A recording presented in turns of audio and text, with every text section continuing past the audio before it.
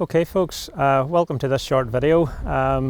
As most potato growers are aware now, we lost the use of dicot last year for desiccation of potatoes, which has posed some problems for getting crops successfully desiccated. PPO inhibitors such as Goza and Spotlight are still available and do a reasonable job whenever they're applied to crops that are already starting to senesce, which leaves the problem of how to take down tops where the crop hasn't already started to senesce. For many growers, flailing will be one of the main options for doing that ahead of application of the PPO inhibitors. And this is the reason we've put this video together, just to give some advice on the best setup of the potato flail machines to ensure that the correct target is there for the application of the PPO inhibitors. Ideally, you're looking for about 15 to 25 centimetres of stock with as little debris deposited over the top of the stock as possible prior to the application of the spray. With that, I'll hand over to the technical folks from Grimme who have assisted us in the production of this video. Thank you. My name is Michael Hutchison. I work with Grimme. I'm just here today to have a quick run through the setup of the Grimme haulm toppers. Grimme are 30 years making haulm toppers, and there's over 25,000 of them sold worldwide. So Grimme make 2-row toppers, 4-row toppers and 6-row toppers to suit all different farm sizes. Each topper then can be configured to the specific drill that the customer has. The first, or the most important thing to look out for really on the topper side of things is your flails.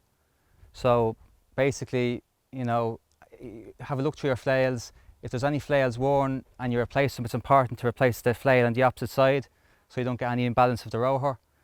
The next thing I would check is your belts, drive belts on each side of this machine, and just to make sure that they're tensioned up correctly.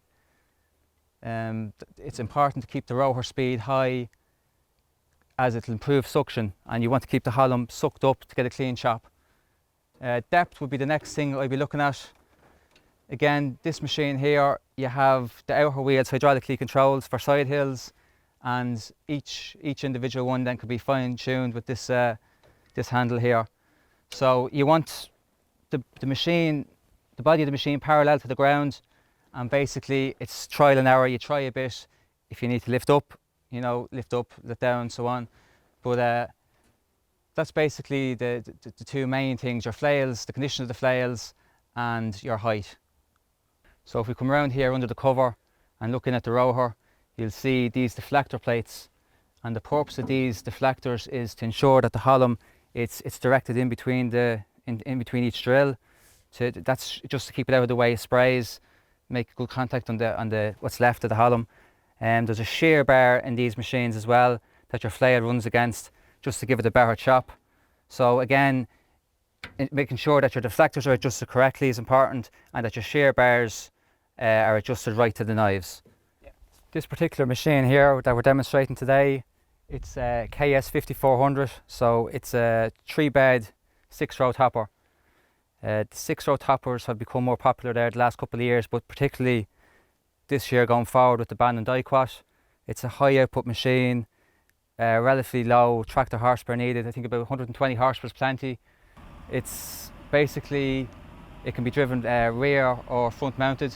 It's only a matter of changing the headstock around and the gearbox and the drive shafts.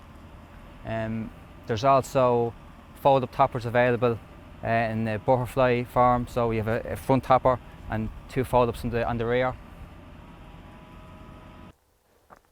Okay, so thank you for watching this video folks. I hope you have found it useful. I would like to thank the technical folk at Grimme for helping us put this together. If you have any further queries on desiccating your crops, please feel free to contact the CAFRE crops team. Other than that, I'd like to thank you for watching this and wish you hopefully a successful harvest. Thank you.